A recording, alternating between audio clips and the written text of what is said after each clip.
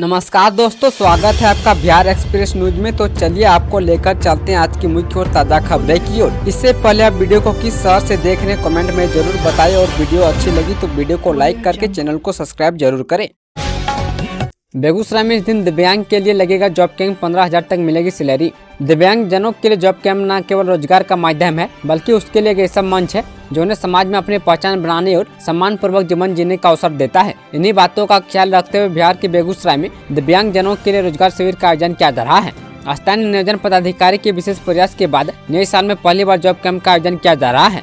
ऐसे में यदि आप दिव्यांग और रोजगार की तलाश कर रहे हैं तो 9 जनवरी यानी आज को यह तलाश पूरी हो सकती है। दरअसल 9 जनवरी को बेगूसराय श्रम संसाधन विभाग के जिला नियोजनालय की तरफ से एक रोजगार मेले का आयोजन किया जा रहा है। जमीन मालिकों को नीतीश सरकार ने दे दी खुशखबरी। जमाबंदी में साधारण त्रुटियों में सुधार के लिए अब आप घर बैठे ऑनलाइन आवेदन कर सकेंगे। राजस्व एवं भूमि सुधार विभाग ने परिमार्जन प्लस नाम से एक नया पोर्टल शुरू किया है। इसके माध्यम से रैयत अपना नाम, पिता का नाम, जाति के साथ पता आदि में त्रुटि के आसानी से सुधार कर सकेंगे। ये पोर्टल पर काम करना शुरू कर दिया है। नए साल पर बड़ा तोहफा, बिहार में ग्राम कचहरी में निकली इन पदों के लिए बहाली। बिहार में ग्राम कचहरी में कोर्ट सेक्रेटरी और न्याय मित्र के पदों पर बम्पर बहाली निकली है। इसके लिए ऑनलाइन आवेदन की प्रक्रिया कल से शुरू हो जाएगी। इन पदों पर बहाली को लेकर आवेदन करने की प्रक्रिया 7 जनवरी से शुरू हो गई है और अंतिम तिथि 31 जनवरी तय की गई है। ऐसे में जहानाबाद जिले में जिन पंचायतों में ग्राम कचहरी सचिव, न्याय मित्र के पद खाली है उसका आवेदन पंचायत राज विभाग की वेबसाइट पर जाकर ऑनलाइन कर सकते हैं। यह बहाली पंचायती राज विभाग के निर्देशानुसार की जा रही है। सीएम नीतीश ने दी 500 बेड के मेडिकल कॉलेज से 36 योजनाओं की सौगात। मुख्यमंत्री ने कहा कि हमने सारण जिले में विकास के लिए व्यापक काम किया है, लेकिन जो कमियां रह गई है उन्हें जल्द पूरा किया जाएगा। हमारी सरकार आम जनता की समस्याओं का समाधान करने और विकास को गति देने के लिए प्रतिबद्ध है। वहीं मुख्यमंत्री नीतीश कुमार की प्रगति यात्रा ने सारण जिले में विकास की नई कहानी लिखी। इस दौरान मुख्यमंत्री ने कुल 36 योजनाओं का उद्घाटन और शिलान्यास किया, जिनकी अनुमानित लागत 629 करोड़ रुपये है।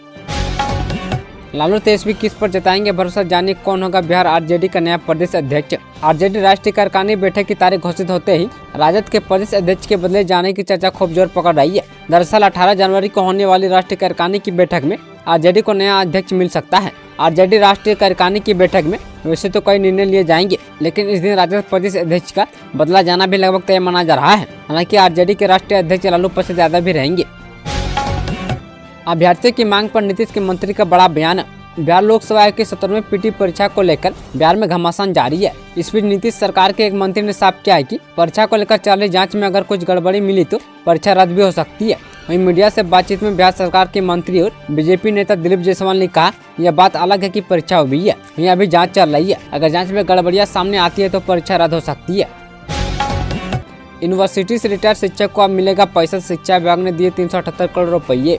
राज्य के सभी विश्वविद्यालय में सेवानिवृत्त शिक्षकों और कर्मचारियों के नवंबर दिसंबर 2024 तक सेवांत लाभ के भुगतान हेतु 378 करोड़ 66 लाख रुपए जारी किया गया है। इस संबंध में उच्च शिक्षा निदेशक रेखा कुमारी ने सभी विश्वविद्यालय के कुल सचिवों को संबंधित शिक्षकों व कर्मचारियों को सेवांत लाभ भुगतान सुनिश्चित करने का निर्देश दिया है।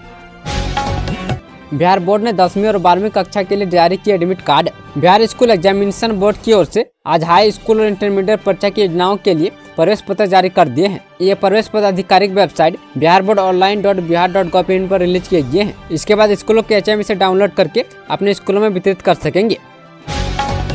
अब मोबाइल से तस्वीर खींचकर चालान नहीं कर सकेंगे पुलिसकर्मी, आग जा नया आदेश।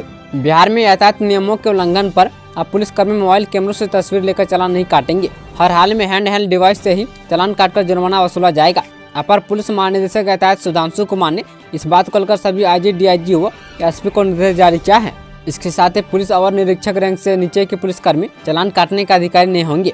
हालांकि यह नियम पहले से प्रभावी है, मगर इसका सख्ती से अनुपालन कराने का निर्देश सभी वरीय पुलिस अधिकारियों को दिया गया है। मोतिहारी पुलिस ने तकनीक की मदद से लोगों को दी राहत। भागदौड़ भरी जिंदगी में बिहार की मोतिहारी पुलिस ने डिजिटल सेवा के जरिए जनता को बड़ी राहत दी है। मोतिहारी पुलिस द्वारा लॉन्च की गई इस सेवा के तहत अब लोगों को थाने और पुलिस अधीक्षक कार्यालय के चक्कर लगाने की जरूरत नहीं है। मोतिहारी के पुलिस अधीक्षक स्वर्ण प्रभात ने बुधवार को बताया कि पिछले 24 घंटे में 12,687 लोग इस सेवा से जुड़े। केस अनुसंधान की जानकारी के लिए 82 लोगों ने इस ऐप का इस्तेमाल किया। इसमें कई लोग विदेश के भी शामिल है। तेजस्वी यादव ने कांग्रेस को दिया जोरदार झटका। राजद नेता तेजस्वी यादव ने कहा कि इंडिया गठबंधन सिर्फ लोकसभा चुनाव तक के लिए था। उन्होंने ये बयान तब दिया जब पत्रकारों ने उनसे पूछा कि दिल्ली में आम आदमी पार्टी और कांग्रेस की भी तकरार बढ़ती जा रही है। दोनों दल इंडिया गठबंधन में शामिल है। इसके जवाब में उन्होंने कहा कि इंडिया गठबंधन सिर्फ लोकसभा चुनाव के लिए था। बिहार विधानसभा चुनाव से पहले 4 विधायकों ने छोड़ा तेजस्वी यादव का साथ। बिहार विधानसभा में विपक्ष के नेता तेजस्वी यादव इन दिनों में कार्यकर्ता दर्शन और संवाद दौरा कर रहे हैं। आज इसी क्रम में वो बक्सर पहुंचे थे। इसी बीच मुख्य विरोधी दल के मुख्य सचेतक अख्तरुल इस्लाम शाहीन ने बिहार विधानसभा अध्यक्ष को एक पत्र लिखा है। इसमें उन्होंने बताया कि राजद के 4 विधायकों ने अपनी इच्छा से पार्टी को छोड़ दिया है। इसमें प्रहलाद यादव, नीलम देवी, चेतन आनंद और संगीता कुमारी का नाम शामिल है। बिहार में फिर शुरू होगा शीतलहर का प्रकोप। IMD ने 12 जिलों में जारी किया येलो अलर्ट। पिछले कई दिनों से दिन में शीतलहर जैसी स्थिति महसूस की जा रही है। वहीं कड़ाके की ठंड से आम जनजीवन बुरी तरह प्रभावित हुआ है। इस बीच IMD ने पूर्वानुमान जारी किया है कि बिहार में घने कोहरे और अति घने कोहरे का दौर 10 जनवरी तक बने रहने के आसार है। इसे लेकर बिहार के अलग अलग क्षेत्रों के लिए अलर्ट जारी किया गया है। खासतौर पर गंगा के मैदानी क्षेत्रों में अति घने कोहरे छाए रहने की संभावना है। 4 बड़े इंडस्ट्री से बदलेगी इन जिलों की सूरत। बिहार में हजारों लोगों को मिलेगा रोजगार। बिहार के उद्योग विभाग ने 4 नई फैक्ट्रियों की स्वीकृति दी है, जिसमें मुजफ्फरपुर, वैशाली, नालंदा और भागलपुर में महत्वपूर्ण औद्योगिक परियोजनाएं स्थापित होंगी। यह फैक्ट्रियां केरोसिन, पेट्रोलियम कोक और फायरबोल्ट राइस, गन्ना बेस्ड इथेनॉल, बिस्किट और रस के उत्पादन के लिए होंगी, जिससे 7,000 लोगों को रोजगार मिलने की उम्मीद है। इन फैक्ट्रियों के निर्धारण पर लगभग 318 करोड़ रुपए का खर्च आएगा और 2026 तक यह पूरी तरह से संचालित हो जाएगी। असिस्टेंट प्रोफेसर बनने के लिए विषय की बाध्यता खत्म, अब ये भी बन सकते हैं कुलपति। UGC ने यूनिवर्सिटी और कॉलेजों में शिक्षकों और एकेडमिक स्टाफ की नियुक्ति के लिए न्यूनतम योग्यता नियम 2025 का ड्राफ्ट जारी कर दिया है। नए ड्राफ्ट के अनुसार UGC उच्च शिक्षक संस्थानों में शिक्षकों की नियुक्ति के लिए योग्यता मापदंड में बदलाव कर दिया है। जदयू ने प्रशांत किशोर को बताया हवा का झोंका, पटना की सड़कों पर लगाई ये पोस्टर। जदयू और जन स्वराज के बीच बिहार में पोस्टर वार शुरू हो गया है। मंगलवार को जन स्वराज के विकास कुमार जयती ने प्रशांत किशोर की फोटो के साथ पटना की सड़कों पर पोस्टर लगाया था। पोस्टर में लिखा था कि मकर संक्रांति के बाद श्रमजीवी ट्रेन पकड़कर चचा जी नालंदा लौट जाएंगे। अपने और अपने बच्चों के बेहतर भविष्य और बिहार के निर्माण के लिए कुछ लेकर जाएंगे और कुछ देकर जाएंगे। वहीं अब जेडीयू ने पोस्टर के जरिए जन स्वराज को जवाब दिया है। पटरी पर रखे बेंच से टकराई चंपारण सत्याग्रह एक्सप्रेस। बिहार में ट्रेन पलटने की साजिश। बिहार में एक बार फिर असामाजिक तत्वों द्वारा ट्रेन पलटाने की साजिश की गई है। दिल्ली के आनंद विहार से बाबू धाम आ रही चंपारण सत्याग्रह एक्सप्रेस मंगलवार रात को मोतिहारी में पटरी पर रखे सीमेंट के एक बेंच से टकरा गई। गनीमत रही कि ट्रेन हादसे का शिकार होने से बाल बाल बच गई। यह घटना मुजफ्फरपुर नरकटियागंज रेलखंड पर चेला हॉल्ट के पास रात करीब 8 बजे हुई है। बताया जा रहा है कि लोको पायलट की सूझबूझ से और सामाजिक तत्वों की ट्रेन पलटाने की साजिश नाकाम हो गई। प्रशांत किशोर का अनशन तोड़वाने पहुंचे BPSC अभ्यर्थी। बिहार लोकसभा की 17वीं सिविल सेवा प्रारंभिक परीक्षा में कथित अनियमितता के खिलाफ अनशन कर रहे जन स्वराज पार्टी के सूत्रधार प्रशांत किशोर ने अपने कदम पीछे हटाने से इनकार कर दिया है। पटना के मेदांता अस्पताल में भर्ती PK से BPSC अभ्यर्थियों की एक प्रतिनिधि मंडल ने बुधवार को मुलाकात की। उन्होंने PK से अनशन तोड़ने की अपील की, हालांकि प्रशांत किशोर ने उनकी अपील को ठुकरा दिया। PK ने कहा कि जब तक मांगे पूरी नहीं हो जाती है तब तक वे अनशन जारी रखेंगे। वहीं जन स्वराज पार्टी ने सोशल मीडिया पोस्ट के जरिए यह जानकारी दी। प्रगति यात्रा में CM ने जिम पुस्तकालय का भी किया निरीक्षण। बिहार के मुख्यमंत्री नीतीश कुमार ने बुधवार को छपरा में कई विकास परियोजनाओं का उद्घाटन और शिलान्यास किया। इस दौरान उन्होंने 425 करोड़ रुपए की लागत से निर्मित छपरा मेडिकल कॉलेज का उद्घाटन किया, जिससे सारण प्रमंडल के लोगों को विशेष स्वास्थ्य सुविधाएं मिलेंगी। मुख्यमंत्री ने गड़खा प्रमंडल के महमदा गाँव में आंगनबाड़ी केंद्रों की जीर्णोद्धार, पोषण वाटिका, ओपन जिम, पुस्तकालय, तालाब और सौंदर्यीकरण, सामुदायिक भवन, वर्क रोड, नवनिर्मित पशु शेड एवं मुख्यमंत्री आवास योजना, प्रधानमंत्री आवास योजना और नल जल योजना सहित अन्य विकास कार्यों का निरीक्षण किया। बिहार में नाबालिग लड़की से गैंगरेप, 2 आरोपी अरेस्ट। बिहार में नाबालिग लड़की से गैंगरेप की वारदात को अंजाम दिया गया है। सहरसा जिले के पतरगढ़ थाना क्षेत्र स्थित एक गांव की नाबालिग लड़की के साथ 2 लड़कों पर सामूहिक दुष्कर्म करने का आरोप लगा है। मामले की जानकारी मिलने पर पुलिस ने त्वरित कार्रवाई करते हुए दोनों अभियुक्तों को गिरफ्तार कर लिया है। सदर SDPO आलोक कुमार ने बताया कि मामले की जानकारी मिलने पर त्वरित कार्रवाई करते हुए दोनों अभियुक्तों को गिरफ्तार कर लिया गया है। पटना एयरपोर्ट पर एयर इंडिया एक्सप्रेस विमान सेवाओं की शुरुआत। पटना एयरपोर्ट के लिए पहली बार एयर इंडिया एक्सप्रेस विमान सेवाएं शुरू कर रहा है। 15 जनवरी से एयर इंडिया एक्सप्रेस हैदराबाद और बेंगलुरु के लिए 2 और भुवनेश्वर के लिए एक सीधी फ्लाइट शुरू करने जा रही है। स्पाइस जेट ने भी गुवाहाटी के लिए एक नई सीधी उड़ान शुरू कर दी है। पुरानी सूची में पटना से गुवाहाटी और भुवनेश्वर के लिए सीधी उड़ान सेवाएं नहीं थी। पटना एयरपोर्ट प्रशासन ने 31 जनवरी तक के लिए 39 जोड़ी विमानों का शेड्यूल जारी कर दिया है। कोविड-19 जैसे प्रोटोकॉल जरूरी, HMPV को लेकर स्वास्थ्य विभाग अलर्ट। स्वास्थ्य मंत्री मंगल पांडे ने कहा कि HMPV संक्रमण को लेकर स्वास्थ्य विभाग अलर्ट मोड में है। इससे सावधानी बरतने और इसके प्रभावी प्रबंधन के लिए स्वास्थ्य विभाग ने दिशा निर्देश जारी किए हैं। शाहनवाज ने की बिहार चुनाव 2025 की भविष्यवाणी। 2025 में एनडीए सीएम नीतीश कुमार के नेतृत्व में चुनाव लड़ेगा। उसमें उन्हें 225 सीटें हासिल होंगी। उस चुनाव में राजद कांग्रेस का सफाया हो जाएगा। उसमें भागलपुर विधानसभा सीट पर भी भाजपा प्रत्याशी की ऐतिहासिक जीत होगी। यह बातें भाजपा के राष्ट्रीय प्रवक्ता व पूर्व केंद्रीय मंत्री सैयद शाहनवाज हुसैन ने कही।